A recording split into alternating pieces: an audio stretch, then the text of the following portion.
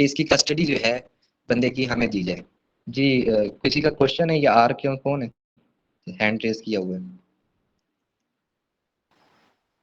जी राबिया, अपने आप को अनम्यूट कीजिए और पूछ ले आप। हाँ अनम्यूट करके पूछ लें आप।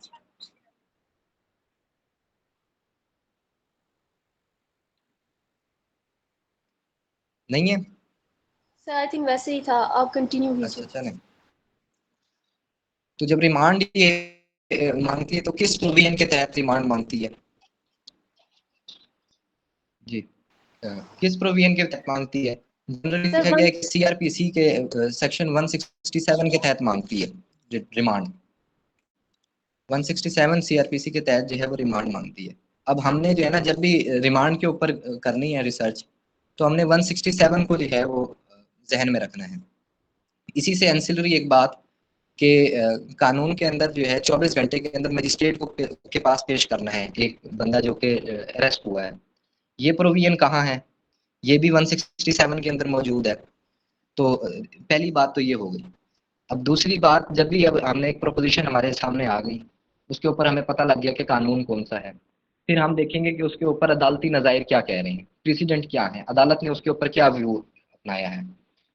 ये भी हमारे रिसर्च मेथोडोलॉजी का हिस्सा है कि हम पहले कानून देखेंगे, फिर कानून पर अदालती तशरीह देखेंगे कि अदालत ने क्या तशरीह की है। तीसरे नंबर पर अगर कोई टर्म इन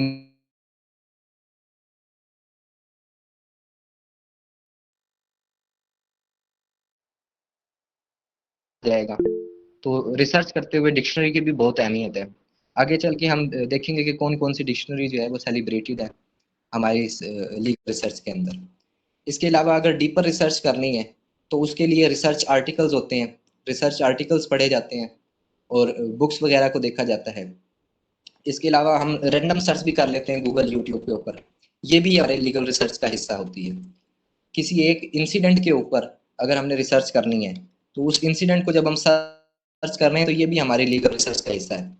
फॉर एग्जांपल हम जो है ब्लास्फेमी के ऊपर रिसर्च करना चाह रहे हैं, तो जो ब्लास्फेमी के इंसिडेंट्स हैं पाकिस्तान के अंदर अक्रॉस ग्लोब, तो उन तमाम को जब हम सर्च कर रहे हैं तो एक किस्म की हम रिसर्च कर रहे हैं। जब उस पर कानूनी तजिया करेंगे तो हम ये जो इंसिडेंट को सर्च कर रहे हैं ये भी हमारा जो है रिसर्च का हिस्सा है, लीगल रिसर्च का हिस्सा है। इसके अलावा हम जो है जो लाइब्रेरी होती है उसको यूज़ करते हैं अपनी रिसर्च के लिए, और डिफरेंट सोशल मीडिया प्लेटफॉर्म के ज़रिए भी हम अपनी लीगल रिसर्च कर रहे होते हैं। तो ये जनरली जो है वो हमारी रिसर्च मेथडोलॉजी है। अच्छा, इस रिसर्च मेथडोलॉजी में जितने भी ये सोर्सेज वगैरह बयान किए गए, इन तमाम के अंदर से कुछ तो ये हैं कि जो एकेडमिक सोर्सेज हैं, और कुछ हैं जो कि हम कह सकते हैं नॉन एकेडमिक सोर्सेज हैं। अब जो ये स्टैच्यूट हो गया, प्रेसिडेंट हो गया, डिक्शनरी बुक और रिसर्च आर्टिकल वगैरह हो गए या लाइब्रेरी हो गए, ये एकेडमिक सोर्सेज हैं रिसर्च करने के लिए। एकेडमिक सोर्सेज की वैल्यू क्रेडिबिलिटी ज़्यादा होती है relative to non academic resources या नॉन एकेडमिक सोर्सेज। जब हम सोशल मीडिया पर कोई चीज़ सर्च कर रहे हैं तो उसकी क्रेडिबिलिटी रिसर्च आर्टिकल्स की जितनी नहीं होगी। सोशल मीडिया वाले की हम इतनी क्रेडिबल नहीं मानते कि ये जो जिसका सोर्स सोशल मीडिया है, क्योंकि उसके अंदर एक तो क्रेडिबिलिटी का भी इशू है, दूसरा ये है कि उसके अंदर इंटरवेंशन और उसके अंदर फॉल्सिटी का भी जो है एलिमेंट ज़्यादा होता है। अच्छा, इस स्लाइड्स को मैंने जो है दो हिस्सों में पहले तो किया है ना, कि एक तो हम पहले देख लेंगे कि रिसोर्सेज कौन कौन से हैं, फिर हम उनकी प्रैक्टिस कर लेंगे। इसके अलावा फर्दर इसको डिवाइड किया है प्राइमरी रिसोर्सेज के अंदर और सेकेंडरी रिसोर्सेज के अंदर। प्राइमरी रिसोर्सेज ये एकेडमिक रिसोर्सेज हैं, प्राइमरी एकेडमिक रिसोर्सेज। अगर किसी का कोई क्वेश्चन हो तो वो बीच के अंदर ही अपने आप को अनम्यूट करके पूछ सकता है। इससे ये होगा कि हमारा जो ये डिस्कशन होगी ये इंटरेक्टिव रहेगी। अच्छा, जब भी हम जो है ना रिसर्च करते हैं तो मैंने आपको बताया कि हम पहले स्टैच्यूट देखेंगे। स्टैच्यूट के अंदर हम रेलिवेंट स्टैच्यूट की प्रोविजन देखेंगे जब भी प्रोपोजिशन आएगी। तो मैंने एग्जांपल दी रिमांड की। रिमांड को जब भी हम पढ़ेंगे तो 167 के प्राय में देखेंगे 167 क्या कह रहा है, फिर मैजिस्ट्रेट के पास पेश करना है, ये कौन सा कानून कह रहा है, ये भी 167 कह रहा है। दूसरी बात जो हम देखेंगे जब भी कोई स्टैच्यूट खोल के हम देखेंगे तो, और जब भी प्रोपोजिशन हम देखेंगे तो हम देखेंगे कि उसके जो हमने स्टैच्यूट के अंदर प्रोविजन देखी है उससे आइडेंटिकल कोई और प्रोविजन किसी और लॉ में मौजूद है, तो हम उसको भी कंसीडर करेंगे। अब रिमांड के ही केस के अंदर, रिमांड केस के अंदर एग्जांपल देने का मकसद भी यही था कि एक रिसर्च जो है क्वेश्चन राइज करना था यहाँ पर। रिमांड को अगर हम देखें तो 167 के अंदर 24 घंटे के अंदर मजिस्ट्रेट के पास पेश करना है पुलिस ने, ये बात लिखी हुई है 167 में। सेम प्रोविजन जो है अगर देखी जाए तो हमारे आइन के आर्टिकल 10 में भी मौजूद है। लेकिन जो हमारे प्रैक्टिस में देखा गया है कि जब भी मजिस्ट्रेट रिमांड एक्सेप्ट करता है या रिजेक्ट करता है, या उसके पास 24 घंटे के अंदर पेश किया जाता है किसी भी अरेस्टेड बंदे को, तो वो 167 के तहत पेश किया जाता है, आइन के तहत नहीं पेश किया जाता, आइन के आर्टिकल 10 के तहत नहीं पेश किया जाता। तो यहाँ रिसर्च क्वेश्चन एक राइज होता है कि किस तरीके से सीआरपीसी का 167 सुपरसीड करता है आइन से।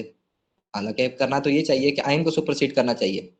अब ये एक रिसर्च क्वेश्चन मैं छोड़ रहा हूँ आपके लिए, आप में से कोई भी अगर इंटरेस्टेड हो तो इसका जवाब जो है अपना इनसाइट जो भी सोचता हो वो मेरे साथ शेयर करे, फिर मैं उसके साथ अपनी जो गुजारिशात है वो शेयर करूंगा।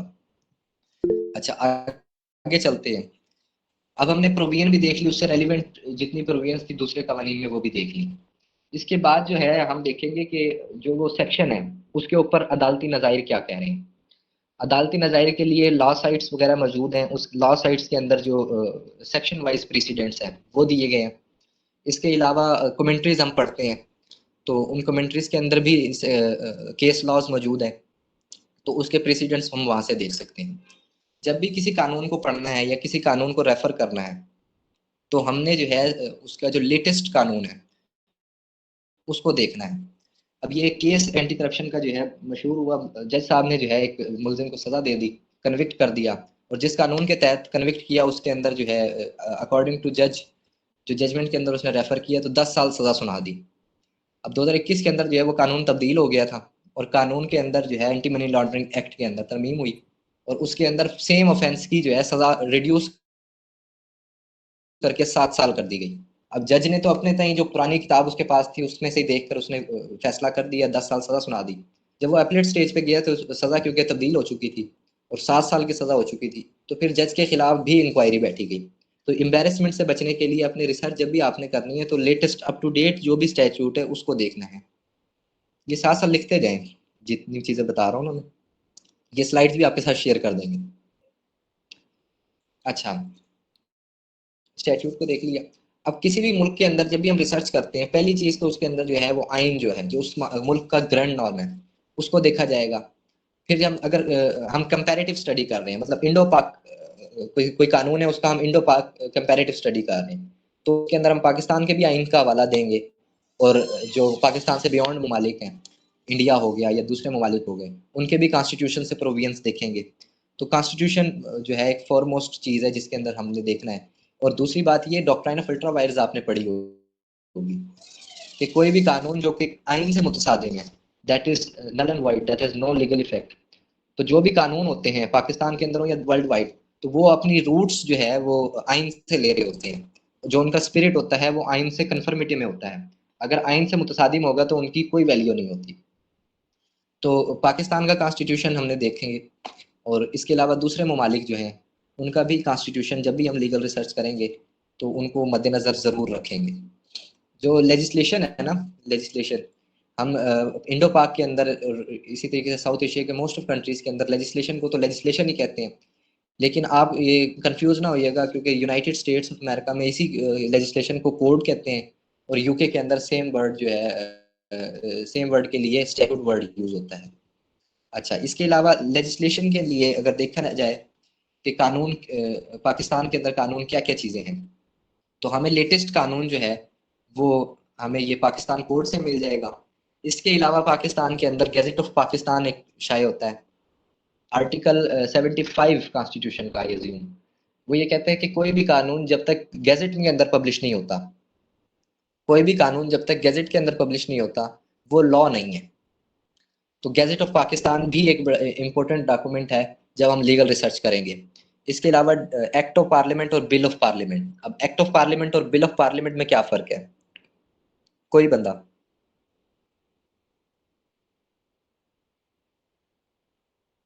बताना चाहे? एक्ट ऑफ पार्लियामेंट और बिल ऑफ पार्लियामेंट।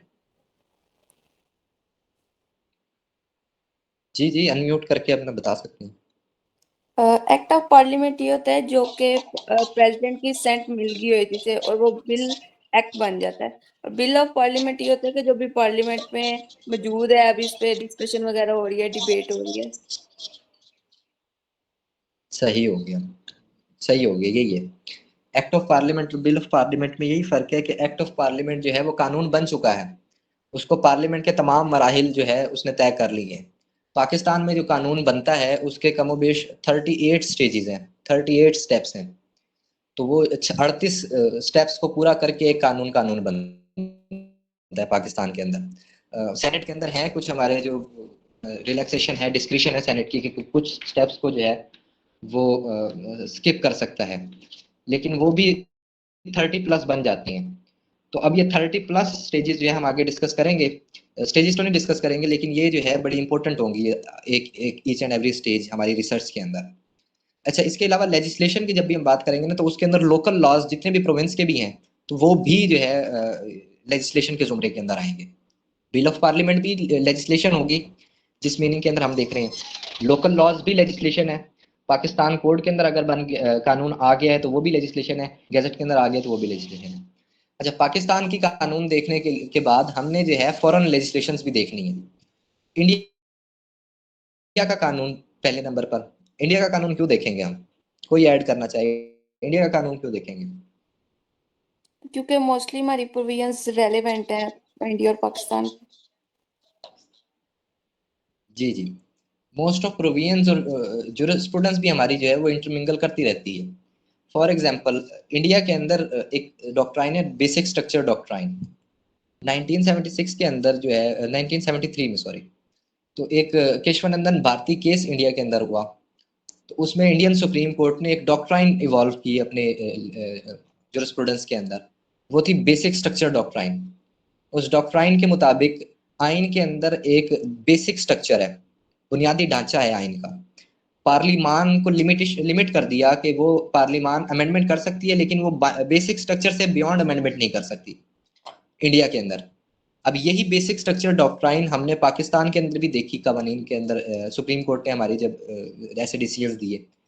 हमारा जो ये महमूद खान अचकजई का केस है 1999 का, तो उसके अंदर भी यही हुआ कि उन्होंने कहा कि पार्लियामेंट्री सुप्रीमेसी और फेडरलिज्म और rule of law, independence of judiciary, ये बेसिक स्ट्रक्चर डॉक्ट्राइन के तहत जो है प्रोटेक्टेड है। पार्लिमान, और उस वक्त डिक्टेटर था, तो डिक्टेटर जो है तो इस तरीके की अमेंडमेंट नहीं कर सकता जो कि कानून आइन के बेसिक स्ट्रक्चर से मुतसादिम हो जाए या उससे बियॉन्ड चले जाए। तो इंडिया का कानून हमारे लिए क्योंकि हमारे बहुत ज़्यादा नज़दीक तर है, तो इसलिए बहुत ज़्यादा हमारे रेलिवेंट होगा रिसर्च करते हुए। इसी के साथ यूएस कोड, अमेरिका का कानून भी हमारे लिए बड़ा रेलिवेंट है, बिकॉज हमने जो मोस्ट ऑफ हमारे कवानीन है वो तो हमारे चरबा है ना मुख्तलिफ ममालिक के। हमने तो अपना जो है बहुत कम ही लेजिस्लेट किया है, लेजिस्लेट किया भी है तो हमने शुफा वगैरह के मामलात में किया है, जो कि आज तक हमें जो है ना वो एक किस्म का फसाद की ही जड़ है, लड़ाई झगड़े ही होते हैं ऐसी लेजिस्लेशन से। तो एनी हाउ, तो अगर पाकिस्तान का आइन भी हम पढ़ें तो उसके अंदर जुडिशल रिव्यू का कॉन्सेप्ट, इस तरीके से और मुख्तलिफ अकसाम के जो डॉक्ट्राइन्स हमारी हैं, सेपरेशन ऑफ पावर हो गई, चेक एंड बैलेंस सिस्टम, ये हमने किधर से इनहेरिट किए? हमने यूएस की जो कॉन्स्टिट्यूशन है, जो उनकी जुरिस्प्रूडेंस है, उनसे इनहेरिट किए हैं। तो उनके कवानीन भी हम जब रिसर्च कर रहे हैं तो उसके अंदर हमारे बड़े रेलिवेंट हैं। इसी तरीके से यूनाइटेड किंगडम के जो स्टैट्यूट्स हैं वो हमारे लिए बड़े अहमियत के हामिल हैं। यूनाइटेड किंगडम के हवाले से आप लोगों में से मोस्ट ऑफ मेरे ख्याल से तीसरे चौथे साल के हैं, तो इन्होंने कंपनीज एक्ट पढ़ा होगा, पढ़ा है किसी ने? Companies act 2017। हाँ, अभी तक तो नहीं पढ़ किया। रहे हैं। कंपनीज, अच्छा सही हो। कंपनीज एक्ट 2017 जो है ये हमारा चरबा है, ये कंसाइज डॉक्यूमेंट है। कंपनीज एक्ट 2006 यूके का, यूके का जो कंपनीज एक्ट है उसके अंदर 3000 से ऊपर सेक्शंस हैं, लेकिन हमारा जो कंपनीज एक्ट है 2017 का, इसके अंदर 515 सेक्शंस हैं।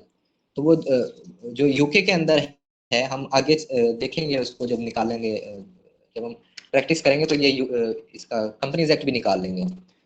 तो उसके जो सेक्शंस हैं बिल्कुल सेम वर्डिंग जो है ना हमारे कंपनीज एक्ट के अंदर है, सेम वर्डिंग, तो कोई फर्क नहीं है। तो जब भी हम रिसर्च करेंगे पाकिस्तान से हवाले से भी, तो लेजिस्लेटिव हिस्ट्री जब हम देखेंगे तो हम बताएंगे कि जी है ना ये यूनाइटेड किंगडम के फला स्टैट्यूट के अंदर ये बात लिखी हुई है और सेम वर्डिंग के साथ लिखी हुई है। इसके अलावा कवानीन के अंदर हम देखें तो ऑस्ट्रेलिया के कॉमनवेल्थ कंसोलिडेटेड एक्ट्स हैं और कनाडा के कंसोलिडेटेड एक्ट्स हैं। ये जब हम कंपैरेटिव स्टडी कर रहे होते हैं तो हमारे लिए बहुत रेलिवेंट होंगे। अच्छा, कानून की जब बात करेंगे तो लेजिस्लेटिव इंटेंट की भी हमारी जरूर बात होगी What is कि जहां Gazette भी of मसला होता है Constitution? तो जी What is Gazette of Constitution? आपका सवाल जो है वो क्लियर नहीं हुआ, आवाज सही नहीं आई। सर प्रीवियस स्लाइड में लिखा हुआ था कि गैजेट ऑफ कॉन्स्टिट्यूशन वो क्या है? Can you explain? Gazette of Pakistan. इसमें second gazette of point. Pakistan, जी गजट ऑफ पाकिस्तान, ये जब भी कोई कानून बन जाता है ना तो उसको पब्लिश किया जाता है गजट ऑफ पाकिस्तान में। मकसद इसका ये होता है कि ताकि अवामुन नास को पता हो कि ये कानून हमारी पार्लियामेंट मुकर्ररा ने पास कर दिया है। आल्दो कि हम मोस्ट ऑफ अस जो है ना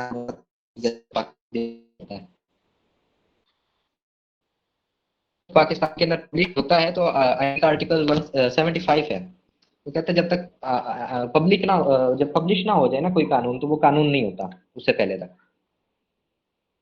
आगे चलें। जी सर, ओके। अच्छा, लेजिस्लेटिव इंटेंट हमने देखनी है। कानून के अंदर कहीं भी इबाहम होता है तो हम रिकॉर्ड्स करते हैं लेजिस्लेटिव इंटेंट की तरफ। तो लेजिस्लेटिव इंटेंट जो है ना मालूम करने के काफ़ी ज़्यादा तरीके हैं। ये एस एम जफ़र की बुक्स, अगर आप में से किसी का शौक हो तो एस एम जफ़र की एक किताब है अंडरस्टैंडिंग स्टैट्यूट, काफ़ी मोटी किताब है। तो एक तो अंडरस्टैंडिंग स्टैट्यूट है, इसके अलावा उनके मेरे मशहूर मुकदमे में भी एक चैप्टर के अंदर ये जिक्र किया गया लेजिस्लेटिव इंटेंट के मुतालिक। तो ये कुछ जो है ना तरीकाकार है जिसके ज़रिए हम लेजिस्लेटिव इंटेंट मालूम कर सकते हैं। एक तो जब भी कोई बिल पार्लियामेंट के अंदर इंट्रोड्यूस होता है तो वो उस बिल के अंदर ही जो है ना ऑब्जेक्ट्स एंड रीज़न लिखे हुए होते हैं। तो ऑब्जेक्ट्स एंड रीज़न भी एक तरीकाकार है कि हम लेजिस्लेटिव इंटेंट जान सकें कि इस कानून का मकसद क्या है जब इंट्रोड्यूस कराया गया। 2022 के अंदर आखिरी दिसंबर के महीने में एक कानून जो है हमने डिक्रिमिनलाइज किया इसको, सुसाइड अटेम्प्ट्स को, जो सेक्शन 325 है ना पीपीसी, उसको हमने रिपील कर दिया।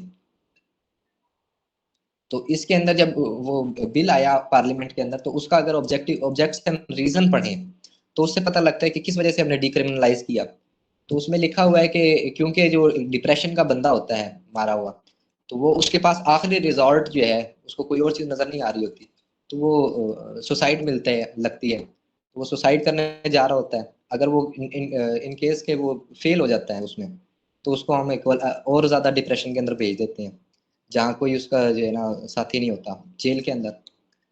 तो ये ऑब्जेक्ट्स एंड रीजंस जो है ना ये लेजिस्लेटिव इंटेंट का बयान कर रहे होते हैं। इसके अलावा पार्लियामेंट के अंदर जो डिबेट्स हो रही होती हैं ये हम आगे जो है देखेंगे कि पार्लियामेंट की डिबेट्स किस तरीके से निकालते हैं और उनको पढ़ते किस तरीके से हैं। ये सेकंड जो इसका पार्ट है ना उसके अंदर प्रैक्टिस सेक्शन के अंदर होगा।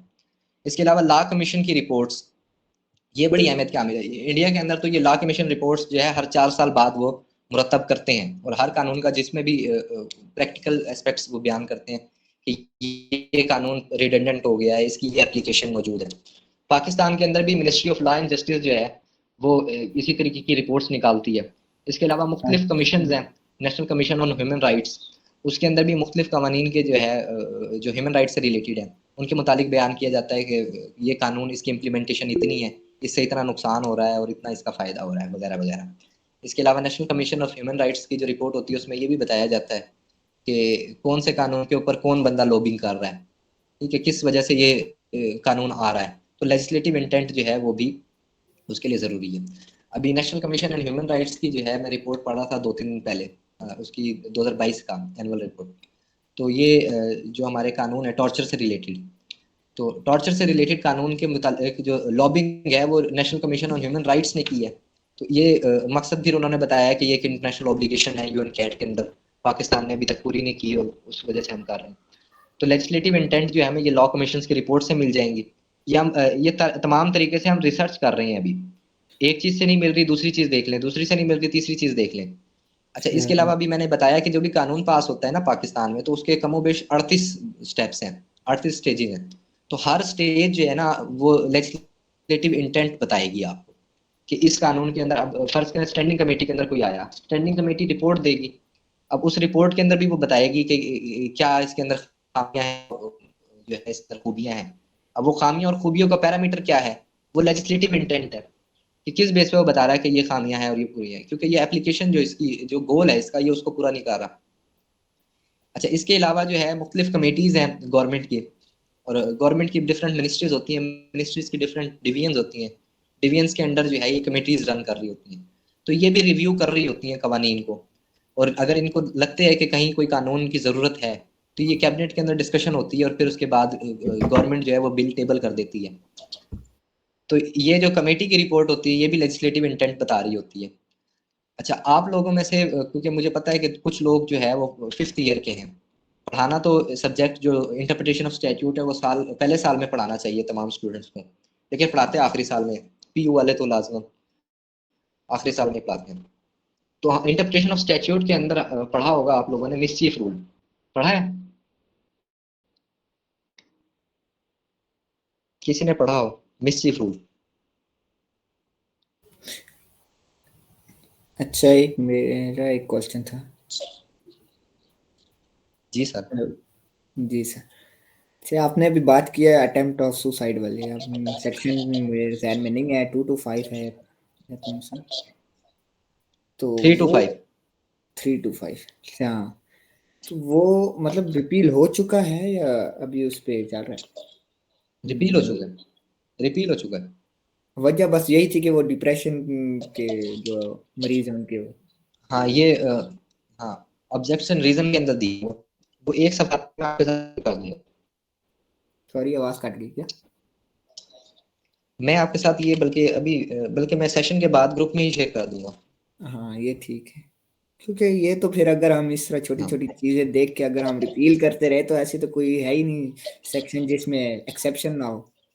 इस तरह तो बेसिक यही चीज है कि भाई जो माइनर्स हैं तो वैसे भी मतलब उनको हम्म, एक्सेप्शन है। अब इस बेस पे अगर वो सारी फिर खत्म ही कर दें रूल एंड रेगुलेशन, हम्म। ये तो वैसे एक्सेप्शन में डाल देना चाहिए था। चले नहीं, ठीक है। उन्होंने जो रीजन बताया वो लेजिस्लेटिव इंटेंट, जब भी कहीं डिस्कशन होगी तो रिसर्च कर रहे होंगे भाई डिक्रिमिनलाइज किया, तो ये लेजिस्लेटिव इंटेंट को हम रेफर करेंगे कि वजह ये थी, जो उन्होंने अपने जो बिल इंट्रोड्यूस करवाया पार्लियामान में, तो उसमें वजह ये लिखी। ये मेरे ख्याल से 16 दिसंबर है, या ऐसे ये 25 दिसंबर होगी, ये 26 दिसंबर होगी, 2022 का है ये, दिसंबर 2022 में। मैं चलो शेयर कर ठीक दूंगा है, आपके साथ। सही है। अच्छा, मिसचीफ रूल के मुतालिक बता रहा था। मिसचीफ रूल जो है ये इंटरप्रिटेशन ऑफ स्टैट्यूट में आखिरी साल में पढ़ाया जाता है। तो मिसचीफ रूल ये है कि जब भी कोई कानून नया आता है तो उसके मुतालिक देखा जाए कि इससे मुतालिक क्या कानून में खामियां थी जो दूसरा नया कानून इंट्रोड्यूस करवाया गया, उस मिसचीफ को जो है ना खत्म करने के लिए नया कानून आया है।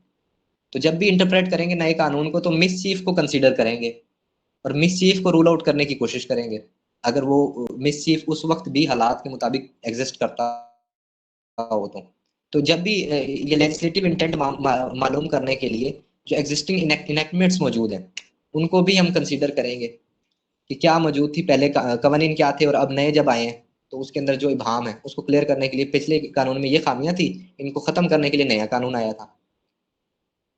अच्छा, लेजिस्लेटिव इंटेंट अगर हम देखें फाइनेंशियल स्टैट्यूट्स की, टैक्स के मामला भी, एक्साइज एंड टैक्सेशन वगैरह के, इसके अंदर जो है जो पिछले हमने पढ़े हैं ये तमाम प्रिंसिपल्स जो है ये तो होंगे ही होंगे लेजिस्लेटिव इंटेंट मालूम करने के लिए।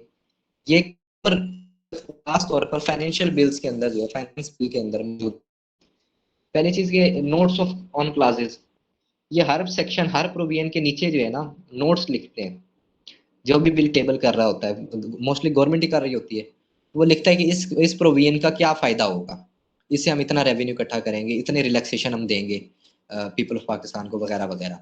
दूसरा जो इसके फाइनेंस एक्ट वगैरह के अंदर लेजिस्लेटिव इंटेंट मालूम करेंगे तो उसका तरीकाकार एक है बजट स्पीच, बजट स्पीच के अंदर क्या क्या बातें की गई, इसके अलावा पार्लियामेंट्री डिबेट्स, स्पेसिफिक क्लॉज से रिलेटेड, ये सारी चीजें हैं जो कि देखी जाए जब भी हम लेजिस्लेटिव इंटेंट मालूम कर रहे होंगे।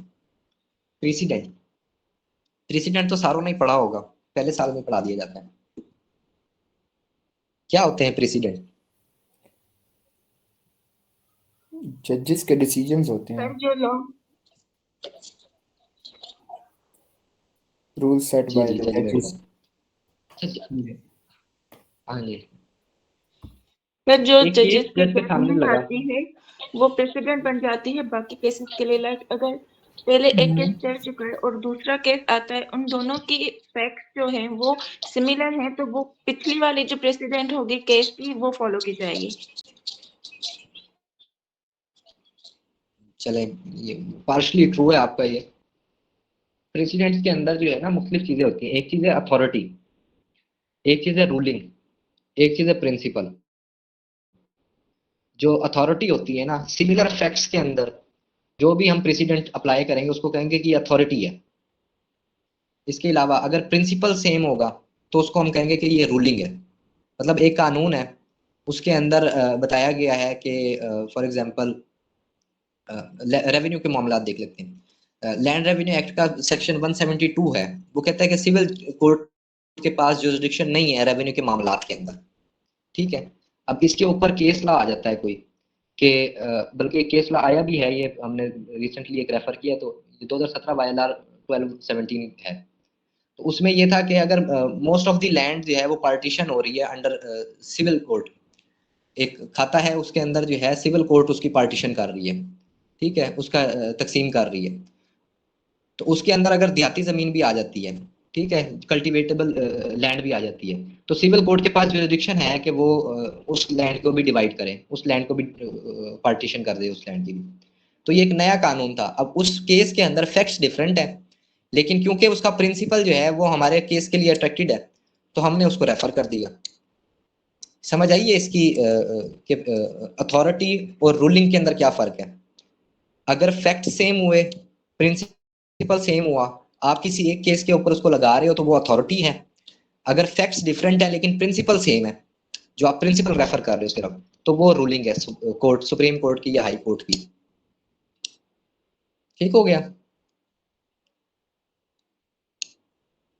अच्छा, प्रेसिडेंट जो है वो रीजनिंग जो है जज की किसी एक मामले के अंदर, किसी एक केस के अंदर, जो कि एक नया रूल ऑफ लॉ इस्टेब्लिश कर रही है, प्रिंसिपल इस्टेब्लिश कर रही है, और वो रूल दूसरे जो अदालतें हैं उनके ऊपर बाइंडिंग भी है, उसको हम कहते हैं प्रेसिडेंट। अब इधर एक सवाल आता है, एक चीज है प्रेसिडेंट, दूसरा है केसला। प्रेसिडेंट और केसला में क्या फर्क है। जो प्रेसिडेंट होता है वो पूरी जजमेंट को हम प्रेसिडेंट कहेंगे, जबकि उसके अंदर, उस जजमेंट के अंदर जो रूल ऑफ लॉ इस्टेब्लिश हुआ है, जो प्रिंसिपल इनिशिएट किया है सुप्रीम कोर्ट ने, हाई कोर्ट ने, उसको हम कहेंगे कि केस लॉ है। अच्छा, जो मकसद है इसका अभी क्योंकि हम रिसर्च कर रहे हैं, तो जो बातें हमने जहन में रखनी है जब भी हम केस लॉ कोई रेफर करेंगे, तो उसके अंदर हम पहली चीज देखेंगे कि रेलिवेंट है। दूसरी चीज हम देखेंगे, अच्छा ये रेशो डिसाइडेंडी, अच्छा ये बेसिक्स, चले मैं बता देता हूँ। इसी तरीके से जब हम प्रेसिडेंट देखते हैं ना, तो उसके अंदर जो रेलिवेंट पार्ट होता है उस स्टैच्यू, उस प्रेसिडेंट के अंदर, जिसके अंदर कोई क्वेश्चन ऑफ लॉ इनिशिएट किया गया होता है, कोई प्रिंसिपल लेड डाउन किया गया होता है, उसको हम कहते हैं कि रेशो है। जो केस लॉ होता है ना, वो एक किस्म का रेशो होता है अदालत का। समझ आइए बात। रेशो वो रेलिवेंट पार्ट है उस प्रेसिडेंट के अंदर, जो कि अदालत ने एक प्रिंसिपल इनिशिएट किया है, या कोई प्रिंसिपल पुराना मौजूद था, किसी किताब के अंदर मौजूद था, किसी रिसर्च आर्टिकल में मौजूद था, उसको डिक्लेयर कर दिया, तो ये रेशो होगी उस फैसले के अंदर। इसी तरीके से अगर कोई ऐसी ऐसी बात किसी केस के अंदर हुई है जो कि रेलिवेंट टू द फैक्ट्स नहीं है, रेलिवेंट टू द केस नहीं है, लेकिन जजेस ने लिखी है, जज उसके अंदर फैसले में लिखी है, तो उसको हम कहेंगे ओबिटा है, ओबिटा डिक्टा। जनरली यही है कि ओबिटा जो है वो बाइंडिंग नहीं होता, ये एक जनरल परसेप्शन है, लेकिन सुप्रीम कोर्ट का ओबिटा भी बाइंडिंग है, ऐसे केस ला भी मौजूद है। मैं ये बात के अंदर रेफर कर दूंगा, ये पीएलडी 2010 का एक केस है जिसके अंदर ये बात सेटल की गई है कि ओबिटा जो है सुप्रीम कोर्ट का, वो भी बाइंडिंग है तमाम निचली अदालतों पर। ठीक है, तो इस चीज को भी कंसीडर करते हुए चलना है कि जरूरी नहीं कि सिर्फ रेशो ही बाइंडिंग है सुप्रीम कोर्ट की, बाइंडिंग इसका ओबिटा भी है सुप्रीम कोर्ट का। अच्छा, ओबिटा के अंदर जब हम बात कर रहे हैं तो ये साथ ही मैंने लिखा हुआ है पनामा केस। पनामा केस के मुतालिक किसी ने सुना हो। ये जो नवाज शरीफ का कंट्रीब्यूट करते रहा करो ये। हाँ जी, नवाज शरीफ का केस है। तो ये सेशन जो है ना वो इंटरेक्टिव रहता है। अब मैं कल्ला बोलता रहूँ तो वो अच्छा नहीं लगता। पनामा कंट्री का बताएं नाम जरा, है। कुछ है इंफॉर्मेशन। जी वो तो कंपनी है नहीं। अच्छा इस केस के अंदर जो है ना मियां नवाज शरीफ साहब को जो है वो नाअहल कर दिया था। जज साहब थे हमारे, अल्लाह भला करे, आसिफ सईद खोसा साहब का। अच्छा मैं जब भी कोई केस पढ़ता हूँ ना तो उसके अंदर मैं एक तो ये है कि लेजिस्लेटिव इंटेंट की बात की, इसी तरीके से मैं देखता हूँ कि वो जज की क्या इंटेंशन है केस लिखते हुए, जज क्या सोच रहा है। तो जब ये केस मैंने पढ़ा इसका पनामा केस, तो इसके अंदर पहले ही जो उसका था पैरा था, जस्टिस आसिफ सईद खोसा ने जो है ये गॉड फादर को रेफर कर दिया।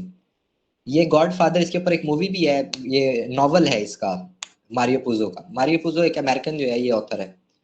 इस नॉवल के अंदर गॉड फादर में वो सिसिलियन माफिया का जिक्र करता है कि एक खानदान है जो कि अथॉरिटेटिव है, उसने पूरे निज़ाम को जो है ना वो कैप्चर कर रखा है, कोई उसको प्रोसिक्यूट नहीं कर सकता।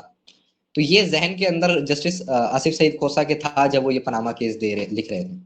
अगर वो लोग जो कि असल में इंटरवेंशन करते हैं अदालती फैसलों में, वो इंटरवेंशन ना भी कर रहे थे उस वक्त, तो ये नजर आ रहा था इस केस को पढ़ते हुए मुझे कि ये जो प्री कंसीव्ड नोशन बायसनेस होती है ना एक जज की, तो आसिफ सईद खोसा इसका शिकार जरूर थे कि उन्होंने पहले से एक जहन में बात रखी हुई थी कि एक सिसिलियन माफिया है या इस किस्म के, जो कि एक क्रेडिबिलिटी को, उस फैसले को जो है वो क्रेडिबल नहीं रहने देती मेरे नज़दीक।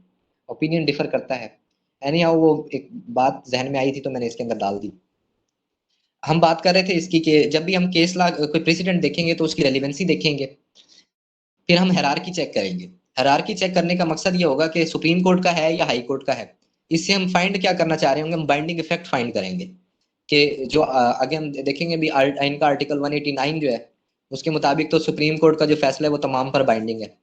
इस तरीके से 201 अगर हम देखें आइन का आर्टिकल, तो उसके अंदर हाई कोर्ट का फैसला तमाम सबॉर्डिनेट कोर्ट्स के ऊपर, जो भी हाई कोर्ट के सबॉर्डिनेट है उन पर बाइंडिंग है, रिस्पेक्टिव प्रोविंस के हाई कोर्ट के। तो ये देखेंगे। इसी तरीके से हम उसके अंदर ये भी देख सकते हैं कि रेशो क्या है और बीटा क्या है उस केस के अंदर। रेशो की वैल्यू ज़्यादा होती है और बीटा की वैल्यू इतनी नहीं होती। लेकिन मैंने आपको जैसे बताया पीएलडी 2010 का एक है केस जिसके अंदर ये एक रूलिंग दी सुप्रीम कोर्ट ने कि जो सुप्रीम कोर्ट का ओबीटा है ये भी बाइंडिंग है तमाम अदालतों पर निचली।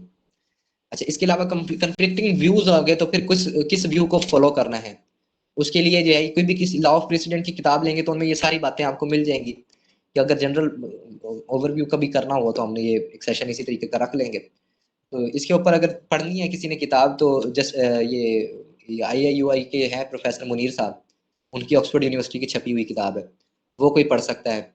इसके अलावा और भी काफ़ी किताबें मार्केट में अवेलेबल हैं ये लॉ ऑफ प्रेसिडेंट पे, ये काफ़ी काम देगी आगे, ना सिर्फ आपके इस रिसर्च के अंदर, आपको जो है वकालत के अंदर भी और ये एकेडमिकली भी काफ़ी काम देगी। अच्छा जब भी कन्फ्लिक्टिंग व्यूज़ आएंगी ना तो इस चीज़ का भी मुतय्यन हमने करना है कि कौन से व्यू को हमने फॉलो करना है। तो हम उस व्यू को फॉलो करेंगे, जाहिर सी बात है जो मेजोरिटी का व्यू होगा। इसके अलावा हम देखें तो ये सिसिलियन माफिया का हो गया। प्रेसिडेंट क्यों इम्पोर्टेंट है? एक तो बात ये कि स्टेबिलिटी रहती है सिस्टम के अंदर कि जो फैसले आ रहे हैं, फिर इसके अलावा प्रिडिक्टेबिलिटी रहती है। इसके अंदर प्रिडिक्टेबिलिटी पे मैं एग्जांपल एक देता हूँ कि अगर आपने सुना हो क्रिमिनल लॉ के अंदर FIR का कॉन्सेप्ट, कि FIR एक FIR हो गई लॉज एक अकरेंस की, क्या दूसरी भी हो सकती है? तो 2018 से पहले जो है 2017 से पहले तो दूसरी भी हो सकती थी, तीसरी भी हो सकती थी, चौथी भी हो सकती थी। लेकिन 2018 के अंदर सुगरा बीबी केस का फैसला करती है supreme court, same Asif Saeed Khosa साहब की जजमेंट। तो सुगरा बीबी केस के अंदर उन्होंने सेटल कर दिया कि कोई एक वकूआ है उस पर डबल FIR नहीं हो सकती, लेकिन उसकी भी एक्सेप्शंस मौजूद हैं। लेकिन इसने सेटल कर दिया सुगरा बीबी केस में कि एक अकरेंस की एक से ज़्यादा FIR नहीं हो सकती। अगर एक से ज़्यादा FIR हो सकती थी तो हमारा जो CRPC है वो फर्स्ट इन्फॉर्मेशन रिपोर्ट की जगह सेकंड इन्फॉर्मेशन रिपोर्ट का लफ्ज इस्तेमाल करता। जब उसने फर्स्ट इन्फॉर्मेशन रिपोर्ट का वर्ड इस्तेमाल किया है तो इसका मतलब है एक से ज़्यादा FIR हो नहीं सकती। तो अब ये प्रेडिक्टिबिलिटी आ गई। इस प्रेडिक्टिबिलिटी के बाद हम देखते हैं इंटेग्रिटी। अब इससे जो है जुडिशियल इंस्टीट्यूशन की इंटेग्रिटी भी बरकरार रही।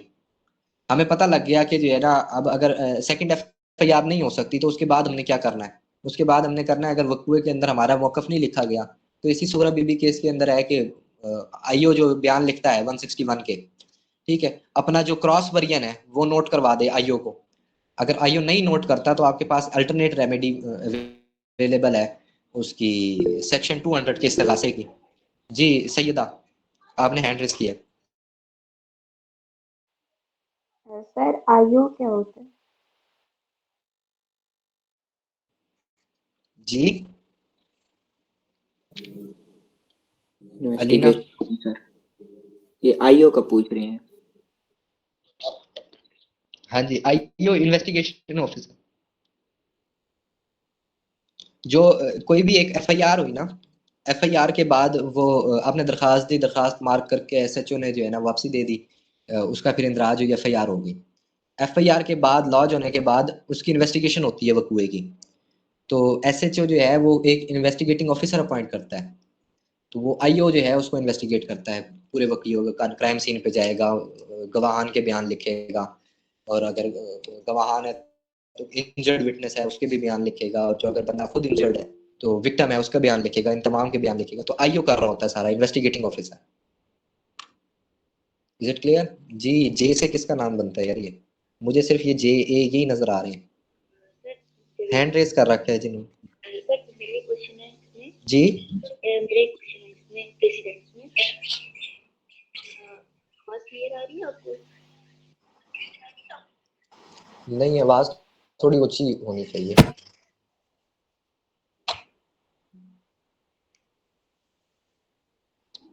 अभी क्लियर आवाज आप आ रही है टाइप कर आपको? दें। जी जी, अब सही आ रही है। हाँ जी, तो जैसे प्रेसिडेंट्स के हवाले से क्वेश्चन था कि जो अमेरिकन रियलिस्ट हैं जैसे जॉन ग्रे या ओलिवर वेंडल, ये लोग कहते हैं कि जो जज का पर्सनल जी एक्सपीरियंस है वो मैटर करता है किसी भी केस की जजमेंट देने में। तो लेट्स सपोज कि कोई ऐसा केस आता है जिसमें कोई ऐसा केस है जिसमें हमारे पास प्रेसिडेंट पहले से है, लेकिन जो जज है उसकी जो पर्सनल एक्सपीरियंस है या पर्सनल वैल्यूज हैं वो कॉन्ट्राडिक्ट कर रही हैं, तो फिर वो प्रेसिडेंट को ज्यादा वैल्यू देंगे या फिर अपने एक्सपीरियंस और वैल्यू को? एज पर रूल्स जो है ना, वो तो यही है कि अगर निचली अदालतों का कोई जज है तो वो बाइंडिंग है उसके ऊपर, जो ऊपरी अदालतों ने दे दिया फैसला, सुपीरियर जुडिशरी ने जो फैसला दे दिया है वो बाइंडिंग है। एज पर रूल्स यही है। लेकिन कहीं अगर डेविएट करते भी हैं तो वो रीजन देंगे, अदरवाइज इंक्वायरी हो जाती है। नारकोटिक्स के केस में एक जज साहब को देखा था, उन्होंने प्रेसिडेंट से हटके जो है ना एक दी थी जजमेंट। मुझे, क्योंकि हमारा एक दोस्त है वो जज है, उनके वालिद साहब जज हैं, तो वो बता रहे थे। तो वो कह रहे हैं कि इंक्वायरी हो गई, इंक्वायरी के अंदर पूछा गया कि आपने तो ये प्रेसिडेंट से हटके दी, तो उन्होंने रीजन दिया। तो रीजन के अंदर कर सकते हैं डेविएट, अगर मुतमईन करना चाहें इंस्पेक्शन कमेटी को। उसमें ये कह सकते हैं कि ये फर्स्ट टाइम ऑफेंडर था, इसके अंदर हम इतनी सजा दे नहीं सकता था। आल्दो के कानून और प्रेसिडेंट यही है कि अगर किसी के 1000 ग्राम से ऊपर है चर्स वगैरह से पकड़ी है तो उसको 20 साल की सजा होगी। लेकिन वो कर सकते हैं अगर चाहें तो, रियायत देना चाहें तो फिर रीजन लिखेंगे उसकी।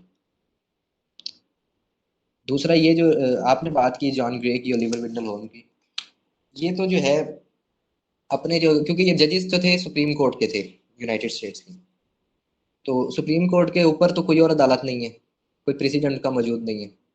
और एक यूनाइटेड स्टेट्स के अंदर तो है भी कि 9 जजेस हैं अगर सुप्रीम कोर्ट के, तो 9 के 9 बैठ के सुनते हैं।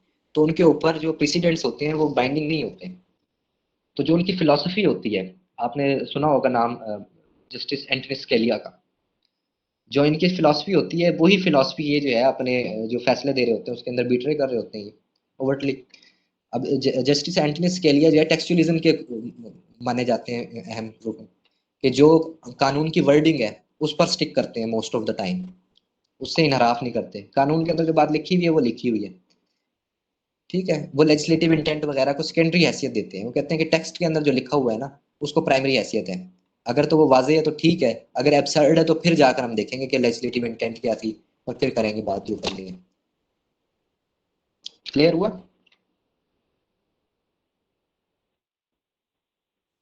जी, मतलब प्रेसिडेंट को ही ज्यादा वैल्यू देंगे?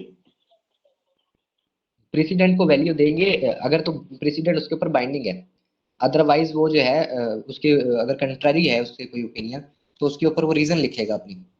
वो रीजन अगर सेटिस्फैक्ट्री होगा ठीक होगा, नहीं होगा तो एपलेट स्टेज के अंदर वो स्टक डाउन हो जाएगा। जी ठीक है।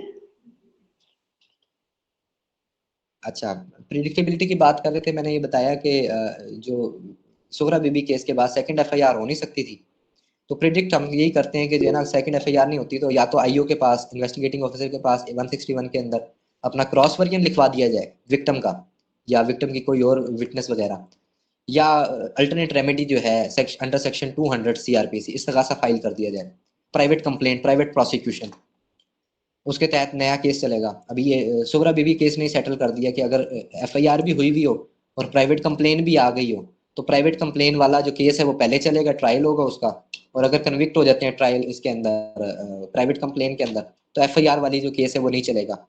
अगर एक्विटल हो जाता है प्राइवेट कंप्लेन के अंदर तो फिर एफआईआर वाला केस चल जाएगा। ठीक है, तो प्रेडिक्टिव इंटेग्रिटी भी ये प्रेसिडेंट के जरिए आती है।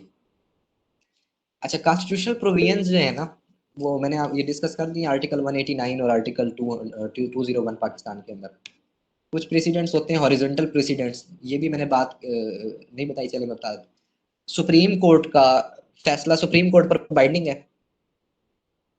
क्या ओपिनियन है आपका? सुप्रीम कोर्ट के ऊपर सुप्रीम कोर्ट का फैसला सुप्रीम कोर्ट पर बाइंडिंग है? परसुएसिवली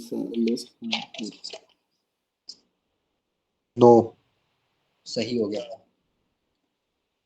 अच्छा, जो ये प्रेसिडेंट है ना हॉरिजॉन्टल प्रेसिडेंट्स, अगर तो सुप्रीम कोर्ट, क्योंकि सुप्रीम कोर्ट में सुनते ही 2 जजेस हैं, जो उनके 1980 के रूल्स है ना उसके मुताबिक तो सुप्रीम कोर्ट के अंदर कोई भी केस जाएगा तो सुनेंगे 2 जजेस। सुप्रीम कोर्ट के 2 जजेस का फैसला जो अगले सब्सिक्वेंट कोई केस होगा ना तो वो 2 जजेस पर बाइंडिंग होगा। इसी तरीके से 3 जजेस का फैसला 2 पर भी बाइंडिंग होगा, 3 जजेस अगर कोई बेंच में होंगे तो उन पर बाइंडिंग होगा। ठीक है, तो इसको हम कहते हैं ये हॉरिजॉन्टल प्रेसिडेंट है, मतलब सुप्रीम कोर्ट का फैसला सुप्रीम कोर्ट के पिछले डिसीजन पर बाइंडिंग है। अब इससे जान किस तरह छुड़ाई जाए? इससे जान छुड़ाने का तरीका कार सुप्रीम कोर्ट का या कोई और अदालत भी कर सकती है कि बड़ा लार्जर बेंच बनाकर उससे कंट्री एक व्यू दे दें। पर इंक्यूरियम कहते हैं इसको, डॉक्ट्राइन ऑफ पर इंक्यूरियम, कि उस प्रेसिडेंट को पर इंक्यूरियम कर दिया सुप्रीम कोर्ट ने या हाई कोर्ट। हॉरिजॉन्टल प्रेसिडेंट यही है कि एक अदालत का फैसला उसी अदालत पर बाइंडिंग है। अच्छा, वर्टिकल प्रेसिडेंट ये जो हमारी अमूमन होती है कि हाई कोर्ट का फैसला सुप्रीम कोर्ट पर बाइंडिंग है, सुप्रीम कोर्ट का फैसला हाई कोर्ट पर बाइंडिंग है, और हाई कोर्ट के जितने भी फैसला जाते हैं वो लोअर उनके कोर्ट्स जो है उन पर बाइंडिंग है, सुप्रीम कोर्ट के तमाम निचली अदालतों पर बाइंडिंग है। अच्छा, इसके अलावा एक और किस्म होती है हेयर से प्रेसिडेंट की, कि किसी से आपने सुना यार ये फला केस है। अक्सर हमारे जो सोशल मीडिया पर चल रहे होते हैं ना केसेस, वो यही होते हैं कि किसी ने भी पोस्ट लगा दी कि ये केस हो गया है, अब उसको हम जाकर खोल के चेक करते हैं तो वो होता नहीं है वो चीज़। इसी तरीके से ये एक केस था, एक न्यूज़ एंकर है, ब्लॉगर है, उन्होंने पूरा एक शो कर दिया इनहेरिटेंस के मामले पे कि सुप्रीम कोर्ट ने जजमेंट दे दी है, अब जो है ना अगर माँ ने क्लेम नहीं किया अपने जीते जी भाइयों से या जो भी लवाई की जायदाद, तो उसके बच्चे नहीं कर सकते।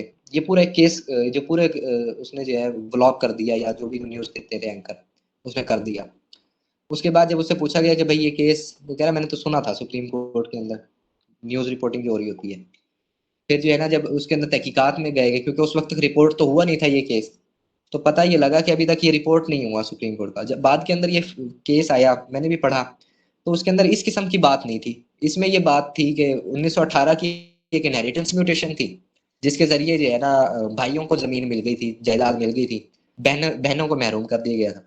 बहनों को जो है वो 1957 के अंदर जो है ना उन्होंने दावा दायर किया, तो दावा जो है ना उन्होंने 1957 के अंदर ही विड्रॉ करा लिया। तो हमारा जो कानून है ना लिमिटेशन एक्ट 1908, उसका सेक्शन सॉरी आर्टिकल जो है 120 है रेजिडुअल प्रोविजन। उसमें ये कि अगर डेट ऑफ नॉलेज से 6 साल के बाद तक आप क्लेम कर सकते हो चीजें जो भी है, तो उसके बाद नहीं कर सकते। जब 1957 के अंदर उसने एक दावा दायर कर दिया, केस फाइल कर दिया, तो इट मीन्स कि उसको नॉलेज हो चुका था कि मेरा जो है हक महरूम किया गया मुझे, और 1957 में ही उसने विड्रॉ कर लिया। तो इसका मतलब ये है कि उसको नॉलेज हो चुका था, और 6 साल के अंदर अंदर वो जो है काजू सेक्शन तो 6 वैलिड दायर कर नहीं सकती थी। इसको हम कहते हैं स्टॉपल हो गया, स्टॉपल बाय कंडक्ट। तो इस बेस पर जो है ना दावा सुप्रीम कोर्ट ने खारिज की थी वो पिटीशन उसकी, लेकिन उन्होंने कहा कि नहीं जी, अब जो अपनी रिपोर्टिंग की उसमें कहा कि जो है ना अगर माँ ने जीते जी नहीं किया क्लेम तो उसके बच्चे नहीं कर सकते, तो बिल्कुल झूठ थी बात ये। तो हेयर से प्रेसिडेंट की कोई वैल्यू नहीं है। जब भी आपने रिसर्च के अंदर रेफर करना है तो हेयर से प्रेसिडेंट को रेफर नहीं करना, ओरिजिनल जो प्रेसिडेंट है उनको रेफर करना है। कि हेयर से प्रेसिडेंट की एक टर्म नहीं बनाई है, ये ओरिजिनली कोई टर्म नहीं है, इसको भी नोट कर लेना। अच्छा, केस लॉज होते हैं तो कुछ रिपोर्ट्स हैं केस लॉज के लिए। जी टाइम बार्ड हो गया, पाकिस्तानी ये पीएलडी वगैरह है, पीएलडी सीएलसी सीसीएमआर एमएलडी। फॉरेन के अंदर देखेंगे तो इंडियन रिपोर्ट्स हैं, एआईआर हो गई वगैरह वगैरह। यूएस के अंदर, यूएस सुप्रीम कोर्ट के अंदर उनका तो एक ही किस्म का होता है ना, तो उनका तरीकाकार है। ये सारी रिपोर्ट्स हैं different, dominion law report, weekly law report, all India law, all England law reports. तो केस लॉ जो है ना इन जनरल्स में छपती हैं। अच्छा सर इसके अंदर हाँ जी, एक बात इधर मैं, जी सर कोई है? जी सर, मैं कह रहा था काइंडली ये जो पीएलडी सीएलसी में एक्सप्लेन कर दें कि पीएलडी में कौन से केसेस लॉ रिपोर्ट होते हैं, सीएलसी में सिविल होते हैं, जिस तरह पीसीआरएलजे में क्रिमिनल होते हैं। जी जी, ये मैं बताता हूँ, आगे आगे बताता हूँ, एक स्लाइड है इधर। मैं एक बात बताना था, मैंने नहीं बताई, मैंने तो ये कि आइन का आर्टिकल जो 189 है, अगर हम इसे पढ़ें तो यहाँ लिखा हुआ है, any decision of the Supreme Court shall, to the extent that it decides a question of law or is based upon or initiate a principle of law, be binding on all other courts in Pakistan।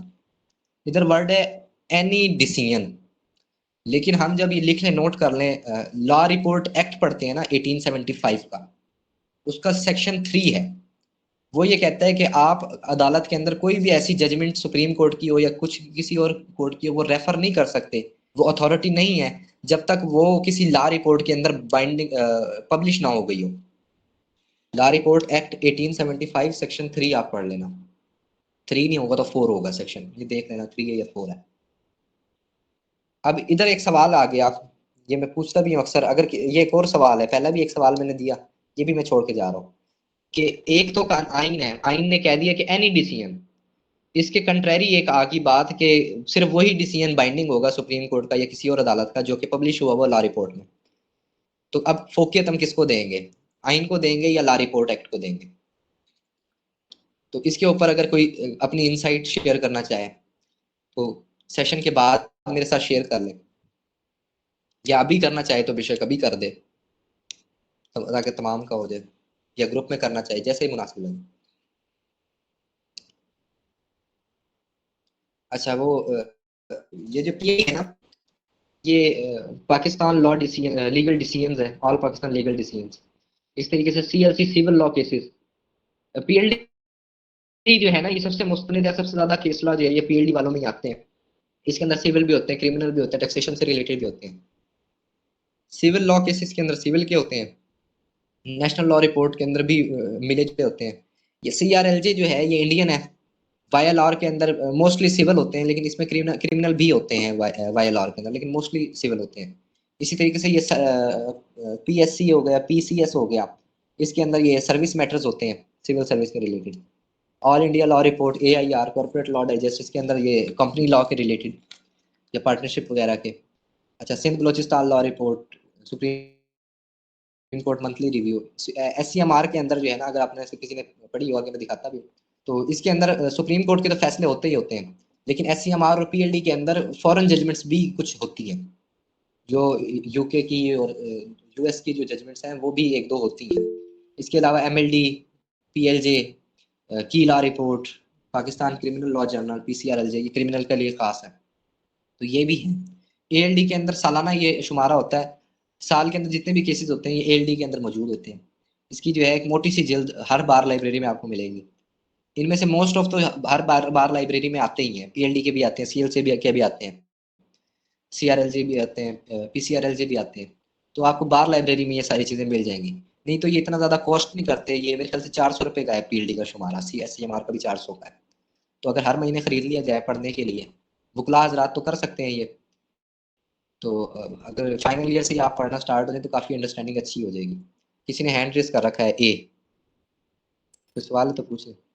Sir, ये जो foreign countries के presidents होते हैं sir, वो Pakistani courts में भी applicable होते हैं? एप्लीकेबल नहीं होते, परसुएसिव वैल्यू रखते हैं। फॉर एग्जांपल, और ये जो है ना जज पे डिपेंड करता है। अब आप जब प्रोसीडिंग्स तो देखते होंगे आप सुप्रीम कोर्ट की, तो काजी फाइज ईसा साहब क्या मांग रहे होते हैं, इस्लामिक कोई पॉइंट ऑफ व्यू दें, इस्लाम इसके ऊपर क्या कहता है। अच्छा, जब ये जस्टिस मंसूर अली शाह को आप पढ़ते हैं उनके जजमेंट्स को। इसी तरीके से जस्टिस आयशा मलिक होगी, जस्टिस जवाद हो गए लाहौर हाई कोर्ट के, इनकी अगर देखें तो ये पसंद करते हैं अमेरिकन जूरिस्प्रूडेंस को और इंग्लैंड की जूरिस्प्रूडेंस को। हम रेफरेंस के तौर पे जी यूज कर सकते हैं फॉरेन जजमेंट्स को। हम तो जो है ना इधर लोअर जुडिशरी के अंदर भी इंडिया के केसेस रेफर करते हैं और जजेस अप्रिशिएट करते हैं इस चीज़ को। एक हमने केस में अंदर रेफर किया था इंडिया का AIR 1934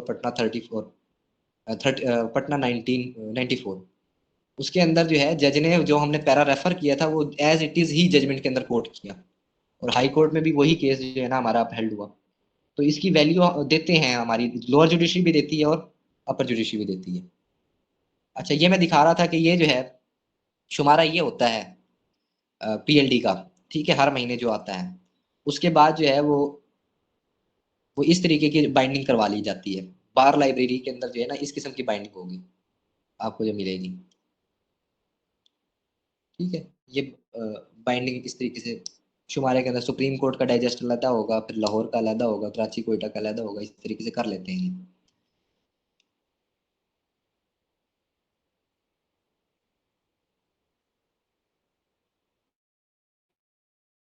अच्छा, एकेडमिक जर्नल्स, अच्छा रिसर्च करते हुए जो है एकेडमिक जर्नल्स भी बड़े इंपॉर्टेंट। इनके अंदर जो है काफ़ी आपका जो है यानी कि रिसर्च की भी होती है इनके अंदर। आपको नए केस लॉ नहीं ढूंढने पड़ते, इनके अंदर जर्नल्स के अंदर मिल जाते हैं। पाकिस्तानी जर्नल्स भी होते हैं, लम्स के अंदर छपते हैं, PLJ वाले छाप रहे हैं। PLD के अंदर भी एक सेशन वो होता है जिसमें आर्टिकल्स दिए हुए होते हैं। और भी मोस्ट ऑफ मैनी रिसोर्सेज हैं जिसके अंदर पाकिस्तान जर्नल है। इसके अलावा फॉरेन जर्नल्स हैं जो रिसर्च के अंदर एकेडमिक जर्नल्स है ना, उनके अंदर ये West law international research database, ये हम आगे देखेंगे। तो इसके अलावा HeinOnline, Lexis Nexis, JSTOR, eHeart, इनके जो है वो जर्नल्स रेफर किए जाते हैं। अब ये जितने भी हैं ना waste law international legal database, research database, ये सारे के सारे जो हैं पासवर्ड बेस हैं, IP एड्रेस बेस्ड ये वो है। अच्छा, ये जर्नल दूसरा है, वो पाकिस्तानी जर्नल दूसरे हैं। Anyhow, जो ये पासवर्ड बेस होते हैं इससे मतलब मुराद ये है IP बेस से कि इंस्टीट्यूशन इनको सब्सक्रिप्शन लेता है और इंस्टीट्यूशन के IP एड्रेस से जो भी वो करेगा, लॉगिन करेगा, तो उसको एक्सेस मिल जाता है, ठीक है। या जिसके पास लॉगिन पासवर्ड है वो इसको कर सकता है। अच्छा, इंटरनेशनल ट्रीटीज हैं कुछ, ये भी अब जैसे हम टॉर्चर के ऊपर रिसर्च करें तो UN CAT देखेंगे, ठीक है। सिविल राइट्स के ऊपर करेंगे तो ICCPR को देखेंगे, या और डिफरेंट जो है अब ये जैसे गुमशुदा अफराद का है मामला जो सुप्रीम कोर्ट में है, तो इसके ऊपर एक ट्रीटी मौजूद है इन्फोर्स्ड डिसअपीयरेंस वाली, तो हम उसको देखेंगे। तो उसके लिए यूनाइटेड नेशन के ये डेटाबेस है, इसको भी देख सकते हैं। ये इधर ले चलते हैं। अच्छा, इस डेटाबेस से जो है ना हम निकाल सकते हैं इमिग्रेशन, सिविल राइट्स के ऊपर निकाल लेते हैं।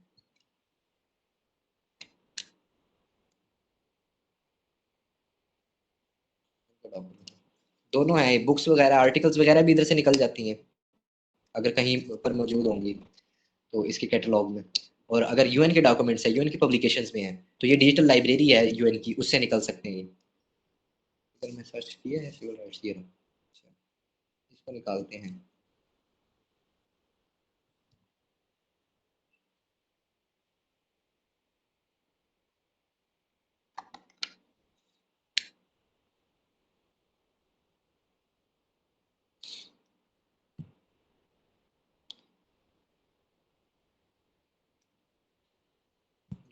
इंटरनेट थोड़ा स्लो चल रहा है।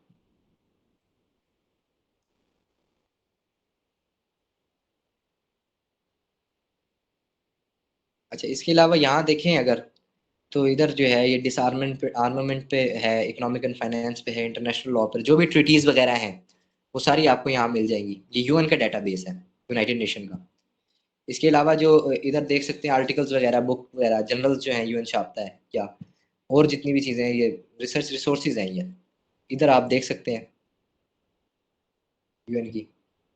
अभी ICCPR जो है उसकी कमेटी की रिपोर्ट्स भी आ गई, इंटरनेशनल कॉन्वेंट के ऑप्शनल प्रोटोकॉल भी आ गए, तो इनको डाउनलोड कर लें आप, ठीक है। अगर इसके अंदर पाकिस्तान का लफ्ज़ ऐड कर देंगे तो पाकिस्तान से मुतल्लिक भी सिविल राइट्स पाकिस्तान, पाकिस्तान जो रिपोर्ट दी होगी इसको कमेटी को, वो भी इसी के अंदर आ जाएगी। देखा पहले पहले आ गई कि ये second periodic report submitted by Pakistan under article 40 of the covenant due इन 2020। ठीक है, इसको फिर आप डाउनलोड कर लें। इसी तरीके से डिफरेंट चीज़ें हैं, ये यूएन का पूरा रिसोर्स जो है, जितना भी डाटाबेस है आप इसमें से देख सकते हैं। अच्छा, इसके अलावा कंसोलिडेटेड ट्रीटीज मुख्तलिफ जो इंस्टीट्यूट, अब जैसे जो आई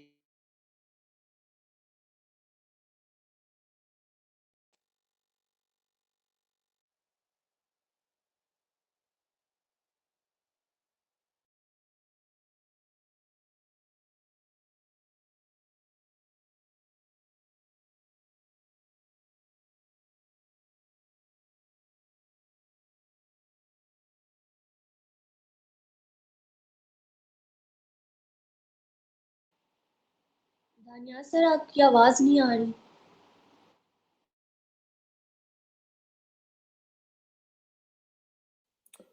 म्यूट किया हुआ है इन्होंने, मसला हो गया अभी यार। इंडियाना पुलिस के अंदर सर्वर इशू इंटरनेट का है शायद, सॉरी।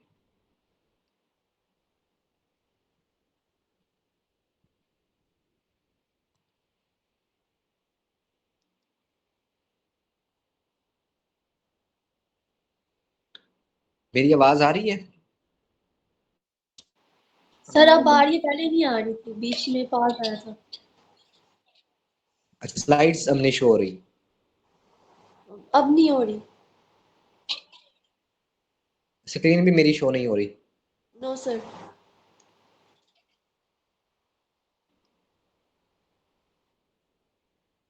दरअसल इधर मौसम थोड़ा सा जो है ना, वो हवाएं वगैरह चल रही हैं, तो इस वजह से मेरे ख्याल से इंटरनेट डिस्टर्ब हो रहा है, कनेक्शन।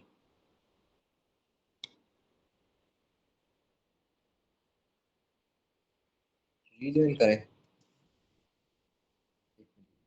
मैं रीज्वाइन करता हूँ।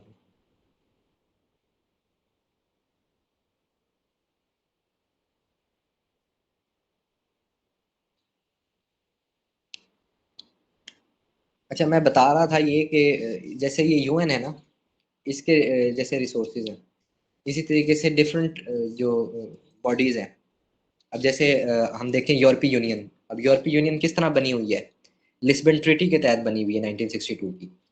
तो लिस्बन ट्रीटी के तहत बनी हुई, तो लिस्बन ट्रीटी के अंदर सारी बातें दी गई हैं कि उसका प्रोसीजर क्या होगा वगैरह वगैरह। हम उसको जो यूरोपियन यूनियन की वेबसाइट है उस पर लिस्बन ट्रीटी भी डाउनलोड कर सकते हैं। इस तरीके से इंटरनेशनल क्रिमिनल कोर्ट है, तो इंटरनेशनल क्रिमिनल कोर्ट बनी हुई है रोम स्टैट्यूट की उस पर, रोम स्टैट्यूट की मदद से। तो रोम स्टैट्यूट के अंदर ये 75 सफ़ों का है, ये रोम स्टैट्यूट मैं शेयर भी कर दूंगा। तो उस के अंदर बताया गया है कि कौन कौन से ऑफेंस की कॉग्निजेंस ले सकती है ICC, international criminal court. Procedure क्या होगा, प्रोसिक्यूशन किस तरीके से एक्ट करेगा, डिफेंस किस तरीके से एक्ट करेगा, ये सारी बातें जो है वो रोम स्टैट्यूट में दी गई हैं। रीज्वाइन कर लिया, मेरे ख्याल से ये नहीं आ रहा, अभी तक शो नहीं है।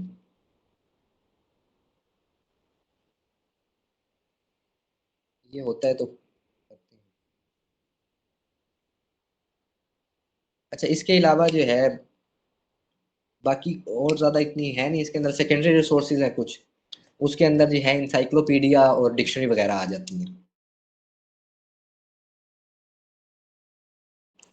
1 घंटे से ऊपर हो गया, और एक दफ़ा फिर देख लेता हूँ, अगर होता है तो ठीक है, नहीं तो मेरी स्लाइड्स जो है वो आखिरी रह गई थी सिर्फ। सर आप ग्रुप में शेयर कर दीजिएगा अपनी स्लाइड्स पे। 1 मिनट, ठीक है, अब शो हो रही है? यस सर, अब ठीक है। ठीक है। अच्छा, मैं ये दिखा रहा हूँ। अच्छा, ये जो है ना, ये है प्रोफेसर डॉगलास लिंडर की है, वेबसाइट वगैरह बनाई हुई है इन्होंने। तो इसमें सॉक्रेट से लेकर ये जो इंडियाना पुलिस के अंदर ये हुआ था, जॉर्ज फ्लॉयड मर्डर केस, इसका सारी जो ट्रायल है उसकी डिटेल्स दी गई हैं। इसको निकाल लेते हैं।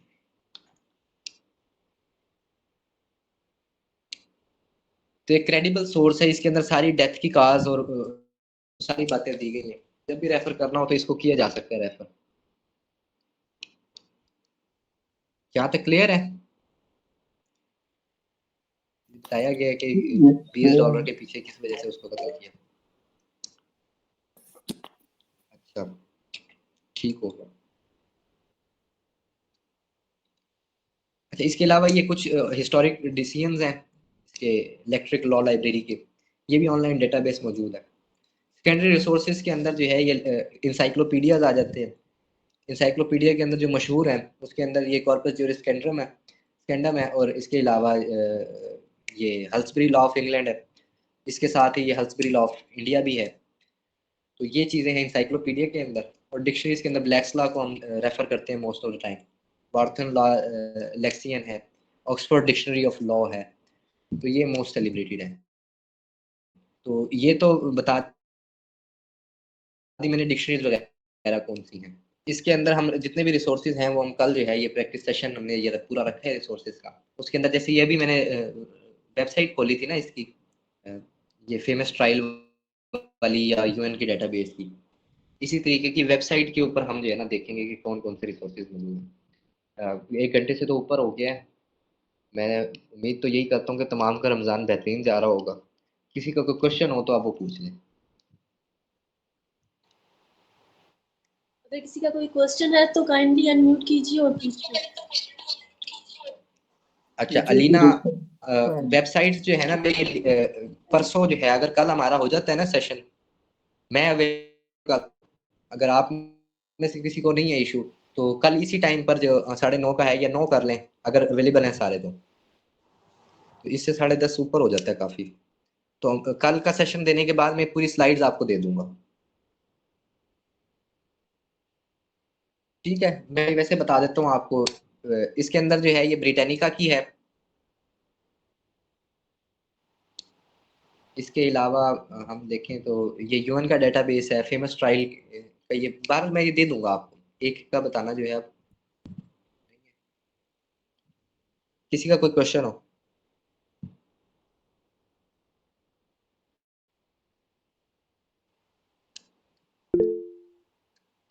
जी सैयदा। किसी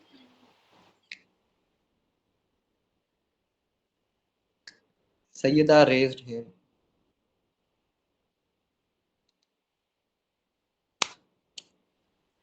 एक मिनट में जी जरा सर, जैसा कि मैसेज आपने देख कहा लेता कि हूँ। एक से ज़्यादा एफआईआर नहीं काटी जा सकती, तो अगर किसी एक मुल्ज़िम ने एक से ज़्यादा ज्राइम किए हो तो फिर किस बेस पे एफआईआर काटी जाएगी?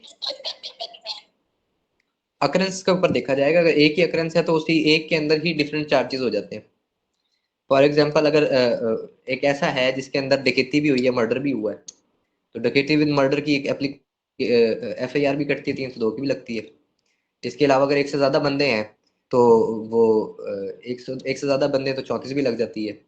इसके अलावा 109 की भी लग जाती है, अबैटमेंट की भी, अगर बंदे हों ज़्यादा कि किसी ने फंसाया है तो वो भी काफ़ी सारी जो चार्ज है ना वो लग जाते हैं एक ही उसमें। अगर अकरेंस डिफरेंट है तो फिर डिफरेंट एफआईआर होगी। जी ठीक है, नहीं बात समझ आई? क्लियर नहीं हुआ वैसे। अच्छा, अकरेंस के ऊपर देखा जाता है। फॉर एग्जांपल मैं एक कमरे में बैठा हूँ, कमरे में बैठा हूँ तो कोई आया है और मुझे कत्ल किया है, फॉर एग्जांपल, फॉर इंस्टेंस। तो जब वो घर के अंदर मेरे दाखिल हुआ तो मेरे घर को उसने ब्रेक किया है, हाउस ब्रेकिंग की जो दफा है वो भी लगेगी।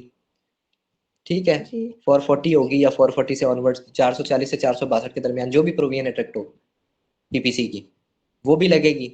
फिर उसके अलावा उसने जो है 2-3 अफराद आए हैं मिलके तो 34 भी लगेगी पीपीसी की। इसके अलावा उसने जो है इधर से घर में सामान भी लूटा है तो ये चोरी की भी दफात लगेंगी। इसके अलावा कोई बंदा उठा के ले गया उसकी भी दफात लगेंगी। अकरन से एक ही है। फिर बंदा मार नहीं, भी तो दिया उसकी भी दफात लगेंगी। एफआईआर एक ही होगी? एक ही एफआईआर में सारी चीजें आ गई। अच्छा अच्छा, ठीक है, समझ बाद आ के रहा अंदर जो है। है ना जब इन्वेस्टिगेशन होगी ना, इन्वेस्टिगेशन के बाद 173 की रिपोर्ट पुलिस देती है, आईओ देता है अच्छा अच्छा आईओ देता है एसएचओ को, एसएचओ आगे देता है पब्लिक प्रोसिक्यूटर को। पब्लिक प्रोसिक्यूटर अदालत के अंदर 173 की जो रिपोर्ट है ना पुलिस की, वो प्रेजेंट करता जी है, सबमिट करता है। तो उसके अंदर जो कॉलम नंबर 2 है आई अज्यूम, तो उसके अंदर ये कैटेगरी दी गई होती है कि फला मुल्जिम है, फला मुल्जिम के साथ ये वाला ऑफेंस एट्रीब्यूट है, फला मुल्जिम है इसके साथ ये एट्रीब्यूट है, इसने हाथ पकड़ रखा था, इसने गोली चलाई, इसने उसके ऊपर उसने अबेट किया वगैरह वगैरह, ये सारी डिटेल्स उसके अंदर दी होती है। ठीक है 173 की समझ आ रिपोर्ट गई जब सबमिट हो जाती है ना, उसके बाद जो है आगे चलता है, कॉपियां तकसीम होती हैं, कॉपियां तकसीम होने के बाद चार्ज फ्रेम होता है। चार्ज फ्रेम जब होता है ना क्रिमिनल ट्रायल के अंदर, तो फिर बताया जाता है कि आपके ऊपर ये एफआईआर हुई थी, इसके अंदर ये नामजद हुआ था, इसके बाद ये इन्वेस्टिगेशन के अंदर ये रिपोर्ट आई है, तो ये ऑफेंस आपके ऊपर लग रहे हैं, वो चार्ज पढ़ के सुनाता है जज। सही ठीक है, तो ये चार्ज जी फ्रेम का प्रोसेस है, उसके अंदर बता दिया जाता है कि ये ऑफेंस लगे हैं, तो एक ही एफआईआर के अंदर ये होते हैं। ये नया कोई ऑफेंस बन रहा होता है तो 173 के अंदर जो इन्वेस्टिगेटिंग ऑफिसर रिपोर्ट देता है ना, उसी के अंदर बता देता है कि ये वाले ऑफेंस एफआईआर में थे, लेकिन ये तो मेड आउट नहीं हो रहे, तो उसको सस्पेंड कर देते हैं। कोई नया ऑफेंस बन रहा आता है तो वो भी लगा देते हैं उसी में 173 की रिपोर्ट में। इसका फाइनल जो है ना, ये जब चार्ज फ्रेम हो रहा होता है ना, तो जज फाइनल करता है इस चीज को कि कौन कौन से चार्ज रहेंगे जिन पर ट्रायल चलेगा, कौन कौन से जो है वो सस्पेंड हो जाएंगे। ठीक है जज का फैसला होता है।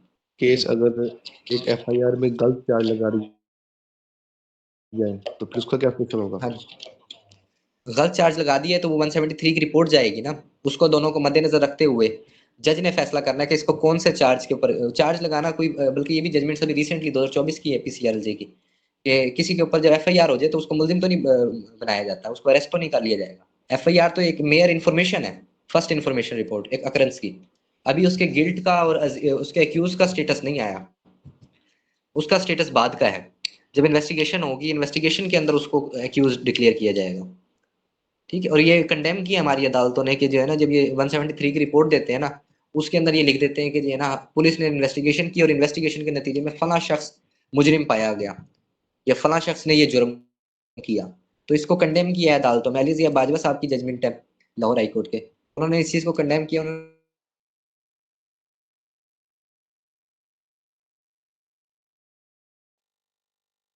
ये प्रोनाउंसमेंट जो है ये अदालती ये है, इख्तियार है, अदालत का इख्तियार है कि वो प्रोनाउंस करे कि फला कन्विक्टेड है और फला नहीं है, फला मुजरिम है या नहीं है। क्लियर हुई है बात? सर जैसे माशाल्लाह आप अप टू डेट हैं रेलिवेंट लॉ के हवाले से, इस तरह बता भी देते हैं मेंशन, तो हमें गाइड करें कि हम किस तरह अपने आप को इन चीज़ों से अवेयर रखें, कौन सी जनरल को ज़्यादा यू बेटर स्टडी किया सब्सक्राइब वकालत ऑनलाइन।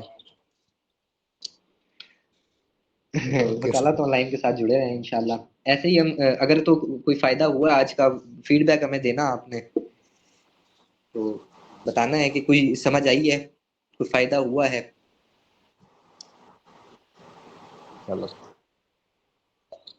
तो ये इस किस्म के हम सेशन रखते रहा करेंगे, डिस्कशन करेंगे। फिर ये नहीं होगा कि एक बंदा बोलेगा, आपने भी कुछ मुझे सिखाना है, मैं भी आपके साथ कुछ शेयर करूंगा।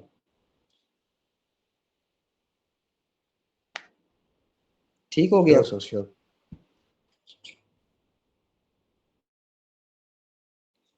तो हम मतलब आपके वैसे लेवल के तो नहीं है सर, तो वैसे अगर आपके साथ अगर कभी बातचीत का मौका मिला तो किसी और को हम ला सकते हैं, मतलब किसी टीचर का भी कोई क्वेश्चन वगैरह, किसी कोई हमारे टीचर्स का कोई होता है डाउट तो वो फिर हम नहीं क्लियर कर पाते, तो अगर उनको हम लें। हाँ आप ले आए, अनलेस कि मुझे कंट्रेरी ना करवाएं उनसे, बता दें, शेयर कर लिया करेंगे। चलिए ठीक हो गया, कुछ हैं टीचर्स तो फिर किसी का कोई और क्वेश्चन, किसी का कोई और क्वेश्चन?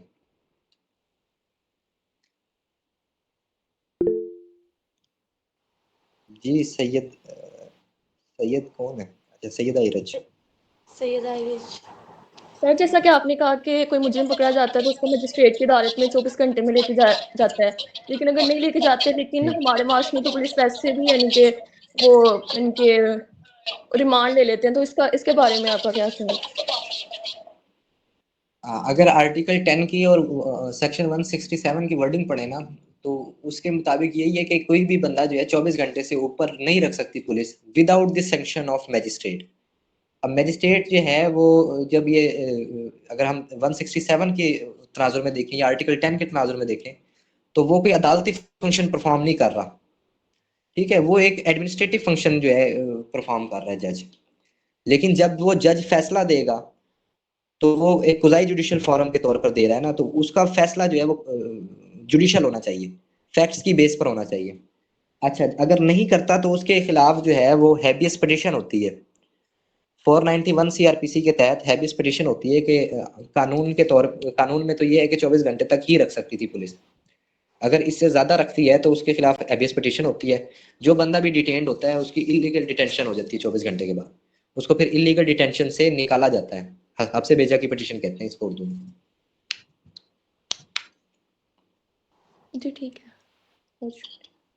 कानून ने इसका भी तरीका कर दिया है, बस उसके अंदर ये समरी ट्रायल होता है, ये ज्यादा वो नहीं होता। वो पूछते हैं कि इस बंदे की जो डिटेंशन है वो लीगल है या इलीगल है, बस सिर्फ इतना सा होती है बात। अगर तो लीगल है तो भाई एफआईआर दिखाओ, सर जब एफआईआर के हमारे बाद पास आपने क्यों नहीं पेश किया? जी जी सर, जब हमारे पास 199 के तहत प्रोसीजर के तहत हमें हैबियस कॉर्पस की पिटीशन दी गई है, तो फिर सीआरपीसी में क्यों दिया गया ये 491? ओरिजिनली सीआरपीसी में ये मौजूद नहीं थी, 199 के तहत ही हाई कोर्ट में जाते थे। लेकिन high court rules and Lahore high court के अंदर तो है high court rules and order volume 3 के अंदर रूल ऑफ निसी कहते हैं इसको। रूल ऑफ निसी के तहत हाई कोर्ट का ये प्रिविलेज जो है वो डिवॉल्व किया है सेशन कोर्ट को, कि सेशन जज जो है ये पिटीशन सुन सकता है। अब हर बंदा जो है वो हैबियस पे पिटीशन लेकर हाई कोर्ट ना जाए, वो रूल ऑफ निसी के तहत जो है वो इधर ही 491 के अंदर सेशन कोर्ट के अंदर ये पिटीशन दायर कर सकता है। ये कौन सा रूल है? रूल ऑफ निसी कहते हैं इसको, वॉल्यूम 3 में आपको मिल जाएगा high court rules and order. Okay sir, thank you.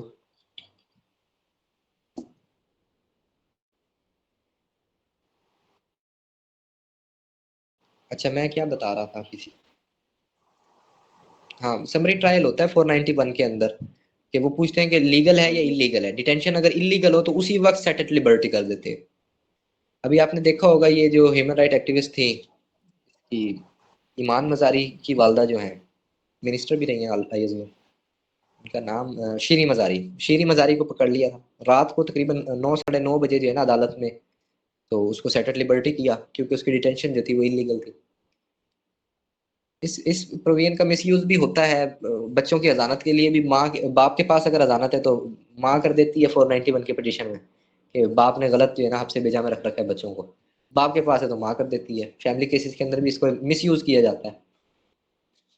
हमारी अदालतों का इसके ऊपर रवैया ये है कि वो जब माँ या बाप में से किसी एक के पास हो ना तो वो डिसमिस कर देती है ऐसी पिटीशन।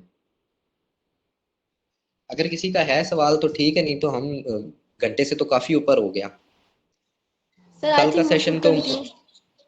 हाँ, कल का सेशन जो 1 मिनट में बात कंप्लीट कर लो फिर आप कंक्लूड कर देना। कल का सेशन मुझे लगता है कि जो है वो थोड़ा लंबा होगा। अगर आपकी कन्विंस रहे तो उसको भी हम 2 हिस्सों में फिर कर लेंगे, क्योंकि उसमें हमने प्रैक्टिस करनी है सारी, देखना है कि कौन कौन से रिसोर्स हैं। अभी तो मैंने सिर्फ थ्योरी बताई है।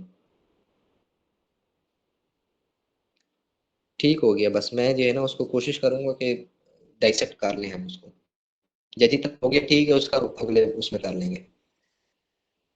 ठीक हो गया Malika, you may conclude this session. Thanks for joining all of you. Miss Malika.